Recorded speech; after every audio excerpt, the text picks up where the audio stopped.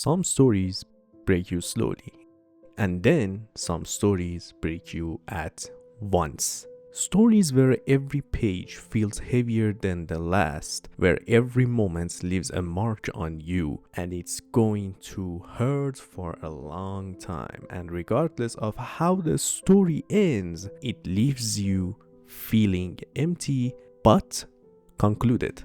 This is how I felt when I read the manga and relived all of those moments and feelings 10 times worse in the anime. I was introduced to this anime in two different ways. First, a cute pink creature walking around with a girl who looks sad, and this creature wanted to make her happy. Nothing much happened, everything was peaceful and calm. But then I saw this scene. No dialogues, no sound, only the birds and the road. This was where I decided to read the manga, and I have regretted this decision and I will keep regretting it until the day I die. This regret got worse after watching the anime, where the characters now have voices and motions. The world has sound and music, all of them combined created a massive pile of nightmares, all because of one element that manga lacked to be a great manga. Anime made the story more immersive. Whenever Takopi saw the characters struggle to deal with their problems, he couldn't understand the reason behind it. He didn't know what those actions meant or the reason behind them, because Takopi cannot understand the world around him. The definition of good or bad for him was far more different from ours. On his planet, if two friends are fighting each other, one takes the happy paper that belongs to his friend as a sign to talk with each other, and that happy paper in our culture is what we call a grudge.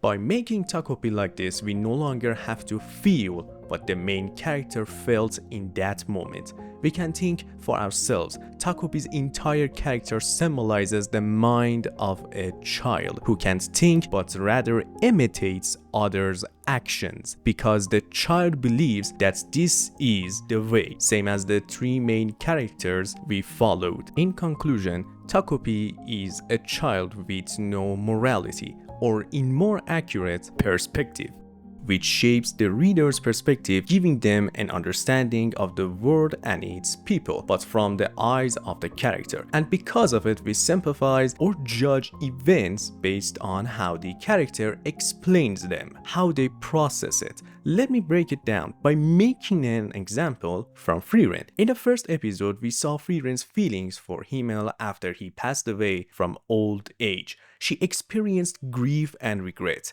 and we felt those feelings in her because she showed them, starting with the sudden realization and ending it with the words, "I wish I had known him better." In that moment, Frieren experienced both sorrow and regret. She was familiar with those emotions but had never truly experienced them until then, and we felt it because of Frieren's point of view. The story doesn't tell us what to feel, it lets us to sit with her silence and share the grief through her eyes. That is what we call immersive storytelling. Not forcing emotions, but letting you live it with the character. Takopi does the same. When Marina torments Shizuka, or when Azuma breaks under his mother's expectations, the story doesn't explain it to us. We feel it because we are inside their pain with them. This is the power of immersive storytelling.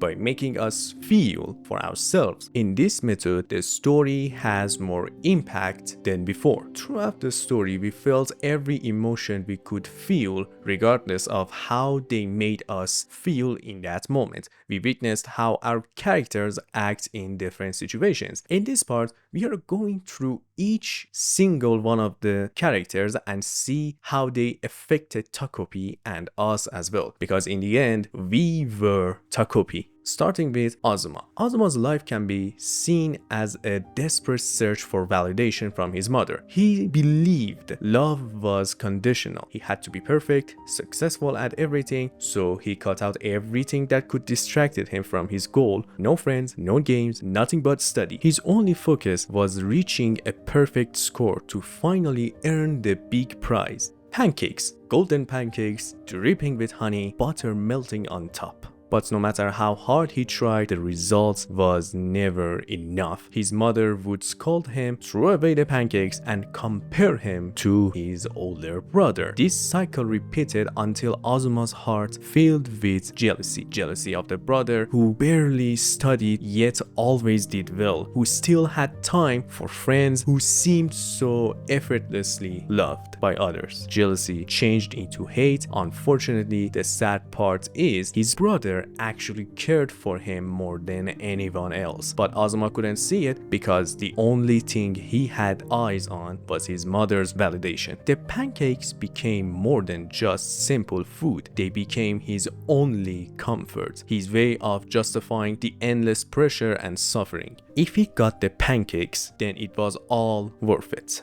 Thanks to this pressure, Azuma unintentionally searched for a replacement, someone who could care for him regardless of his grades, someone who wouldn't demand perfection. He found that in Shizuka. For once in his life, he felt needed. He poured himself into her problems. Desperate to prove his worth, he obeyed her wishes, put her needs above his own, to the point he didn't have time to study. He helped her search for her father so she could get Chappie back, and when his grades collapsed, he panicked, terrified of his mother's reaction. But instead of anger, she simply gave up on him. She handed him pancakes not as a reward, but as a sign of letting him go. She didn't care anymore. With nothing left at home, Azuma dedicated himself completely to Shizuka, even ready to take the blame for Marina's death just to feel love, just to feel needed.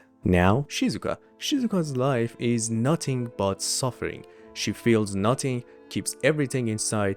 The only moments she feels anything at all are at school, where Marina and others bully her to the death, or at home, when she plays with her dog, Chappie. Chappie wasn't just a simple pet, he was her last line of resistance against a life that was cruel to her. Because in that broken household, Chappie was the only source of unconditional love, someone who doesn't abandon her no matter what and protects her. Her mother was cold, emotionally absent. Her father was gone before he ever really became one. They fought all the time and didn't have any time to pay attention to her, but Chappie was there with her since everything turned this way. So Shizuka clung to Chappie. He became her anchor, her one safe place in a world where nothing else felt safe. As long as he was there, she could endure anything, no matter how lonely, how painful it could be. That's why when Chappie died in the accident caused by Marina, it shattered her. It wasn't just the loss of a dog, it was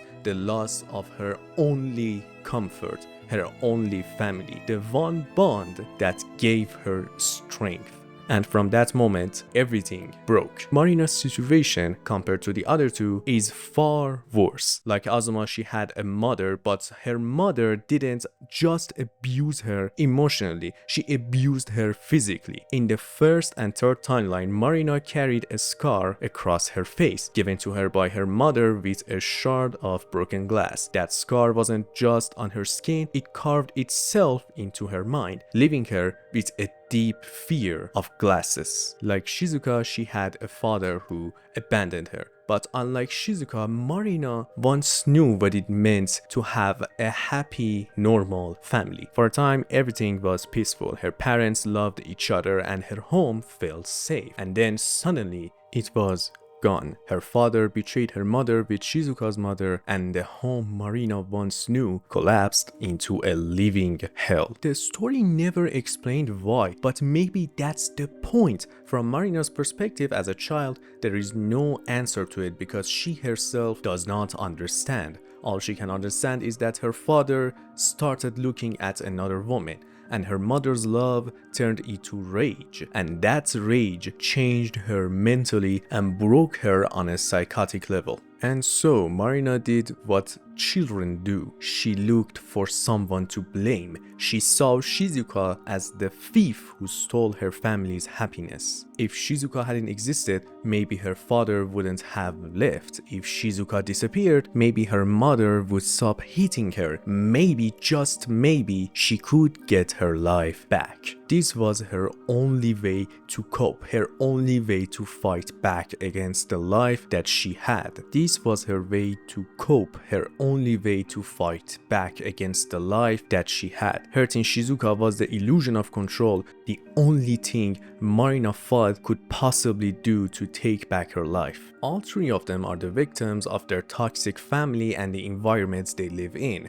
like school, the town, and all the people in it, regardless of age and position, and worst of all, parents. They are the real villains of this anime, from the parents who are selfish, abusive, ignorant. Parents influence on their children. Every action they take, every choice they make, every word they say, in short, everything and anything they say or do in front of their kids, it affects them. They imitate what they see from their parents and do it to others because they believe it's the right way to react or handle the situation. Azuma's mother didn't see his boys individually. She raised Azuma the same as his older son, expected to work the same. She didn't care about his feelings, raised him strictly and focusing only on his academic results. The only time she cared were when she wanted to see the results or help him with his studies. Marina's mother is tormenting her child to calm herself down, both physically and emotionally, because she cannot deal with his husband and he didn't care about what her wife does to their child, dropping his responsibility to his daughter to deal with his mess of a wife. Shizuka's parents were no different. They fought more than caring for their child. Father left the family to live with another and have two different children. The only thing he has done for his first child was getting her a dog, and when she decided to see him again, he pretended he doesn't know her at all. Her mother only cared for herself, didn't pay any attention to her, only to make sure she lives and survives. Now, with all of that out of the way, we need to talk about the honored guest who managed to help them all, Takopi. As mentioned, his role was to show us but not to tell us how to feel, because we were Takopi itself and realized the world isn't all sunshine and rainbows. Therefore, Takopi's journey could also symbolize the transition and changes of growing up. Realizing some problems are not just simple and there's nothing you can do about them. You could try to make it easier to handle, like asking for help, listening to them, sharing your experience and feelings about the matter. Takopi never truly understood their problems, never found a way to solve them, never managed to use the tools to make them smile. Takopi simply listened and let all three of them just empty whatever was stuck to their chest without judging them. That's the biggest fear when it comes to talking about our lives and problems. Some people believe they shouldn't talk about their problems because it will ruin the relationship they have, or they believe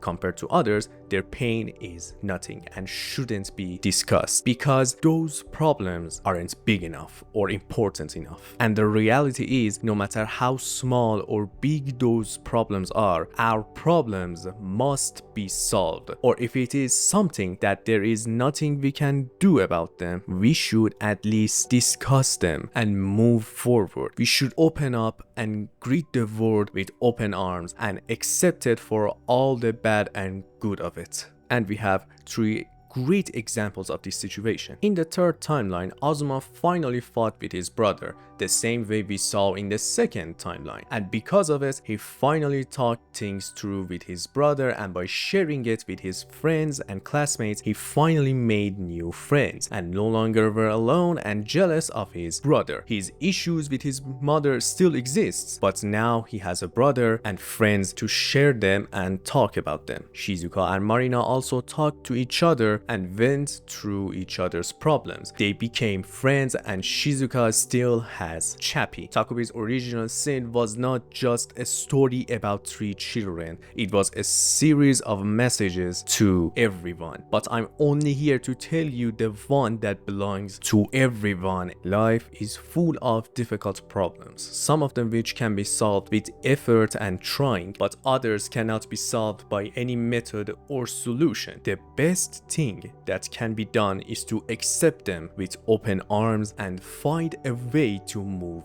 forward with them until the time comes when we can not only understand them but also help ourselves and others who share the same problem as ours. And the secret key that allows us to understand the issue is talking about them with someone who we can trust, who don't judge us, and we shouldn't expect an answer from them because they might not understand as well. But the best thing can be done is to just listen and care for them. But be careful not to care for them too much, because that is also bad. And if you want to know why, check out my Frieren videos analysis about episode 3, where I talk about Frieren's secret weapon. And no, it's not Fern or Stark, it's something you didn't realize before. If you like my analysis, make sure to subscribe to see my next videos. My name is Alex and this is Anime Academia. Until another video, Bedroot.